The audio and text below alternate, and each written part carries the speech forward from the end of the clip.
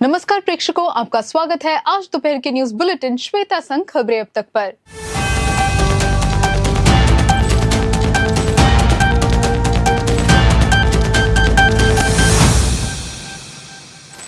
केरल के कोल्लम में सीपीएम का राज्य सम्मेलन शुरू हुआ। क्या पिनराई को रियासत मिलेगी? केरल चीफ मिनिस्टर पिनराई विजयन को पार्टी कांग्रेस ने पद पर बने रहने की छूट दे दी है। केरल के कोल्लम में सीपीएम का राज्य सम्मेलन शुरू हुआ। कोडियरी बालकृष्ण नगर में आयोजित सम्मेलन में 530 प्रतिनिधियों ने भाग लिया। वरिष्ठ नेता ए.के. बालन ने ध्वजारोहण किया और पोलिट ब्यूरो के अध्यक्ष प्रकाश कराट ने कार्यक्रम का उद्घाटन किया। सीपीएम ने सम्मेलन में चर्चा की। राज्य सचिव ने कार्य रिपोर्ट पेश की, जबकि चीफ मिनिस्टर पिनराई विजयन ने नया केरल नीति दस्तावेज पेश किया। नीति दस्तावेज में राज्य ने बड़े निवेश को आकर्षित करने के प्रस्ताव थे। आयु सीमा को 75 वर्ष तक सख्त किए जाने के साथ कुछ प्रतिनिधियों को उनके पद से हटा दिया गया, जबकि एम.वी. गोविंदन राज्य सचिव के रूप में बने रहेंगे। केरल के मुख्यमंत्री ने सरकार की निरंतरता के प्रति आशा व्यक्त की। वोट हुए भाजपा को लीक। राज्य सचिव एम.वी. गोविंदन द्वारा प्रस्तुत रिपोर्ट में दावा किया गया है कि सीपीआईएम के वोट भाजपा को लीक हो गए हैं। केरल के मुख्यमंत्री पिनराई विजयन ने दावा किया कि एलडीएफ विधानसभा चुनाव में तीसरी बार सत्ता में आएगी। देशाभिमानी एडिटोरियल में मंत्री ने दावा किया कि सरकार सामाजिक कल्याण सुनिश्चित करने के लिए प्रतिबद्ध है और विकास योजनाएं पूरी होंगी।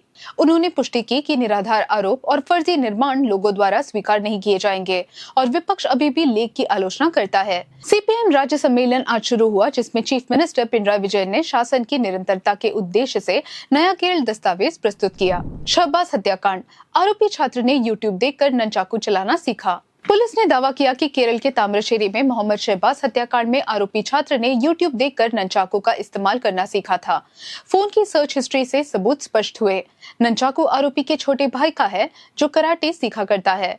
साइबर सेल जांच अभी तक शहबाज के फोन से आरोपी द्वारा भेजे गए डिलीट किए हुए संदेशों को रिकवर नहीं कर पाई है। पुलिस मोबाइल फोन और लैपटॉप के अंतिम जांच परिणामों का इंतजार कर रही है। अब तक यह निष्कर्ष निकाला गया है कि बच्चों के मां बाप अपराध में शामिल नहीं हैं। शहबाज की हत्या पहले से ही योजनाबद्ध थी, क्योंकि उसे पहले ही इंस्टाग्राम पर आरोपियों द्वारा धमकाया जा चुका था। सभी 6 आरोपी छात्र को वेल्लीमाडकुन्न जुवेनाइल होम में रखा गया है। मलप्पुरम में परीक्षा देने के लिए घर से निकली 12वीं की छात्राएं लापता। केरल के मलप्पुरम के तनूर से एक शिकायत मिली है कि 2 लड़कियां जो आपस में सहेलियां थी लापता है। फातिमा शाहदा और अश्वती देवदार हायर सेकेंडरी स्कूल की 12वीं कक्षा की छात्राएं थी। वे कल दोपहर परीक्षा देने गई थी, लेकिन स्कूल नहीं पहुंची। तनूर पुलिस ने गुमशुदगी के मामले में जांच शुरू कर दी है। विदेशी मंत्री एस जयशंकर, खालिस्तान समर्थकों का विरोध प्रदर्शन, भारतीय ध्वज का अपमान। खालिस्तान समर्थकों ने विदेश मंत्री एस जयशंकर पर नारों और खालिस्तान के झंडों के साथ हमला किया, जबकि मंत्री लंदन के चैथम हाउस में एक बैठक से लौट रहे थे। मंत्री के वाहन को रोकने वाले प्रदर्शनकारियों में से एक ने भारतीय ध्वज को फाड़ दिया।